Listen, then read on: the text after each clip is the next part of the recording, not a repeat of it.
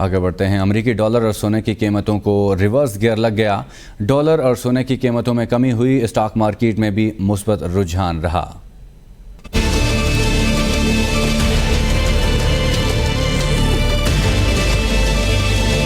Currency market में dollar धड़ाम से गिर गया। ओपन मार्केट में डॉलर 11 रुपए की बड़ी कमी से 323 रुपए से 312 रुपए पर आ गया। इंटरबैंक मार्केट में भी डॉलर 12 पैसे की कमी से 306 रुपए 98 पैसे पर बंद हुआ। सोने की कीमत में भी 10,500 रुपए की बड़ी कमी। पीतोला सोना 2,22,300 रुपए पर आ गया। 10 ग्राम सोने की कीमत 9,002 रुपए की कमी से 1,90,586 रुपए हो गई। आलमी मार्केट में भी $5 की कमी से फी औंस सोना $1926 पर आ गया। पाकिस्तान स्टॉक एक्सचेंज में भी मस्बत रुझान रहा। मार्केट 316 पॉइंट्स के इजाफे से 45,807 पर बंद हुई। दिन भर मजमूई तौर पर 304 कंपनियों के शेयर्स का कारोबार हुआ। 181 कंपनियों के शेयर्स में इजाफा जबकि 99 के शेयर्स में कमी रिकॉर्ड की गई।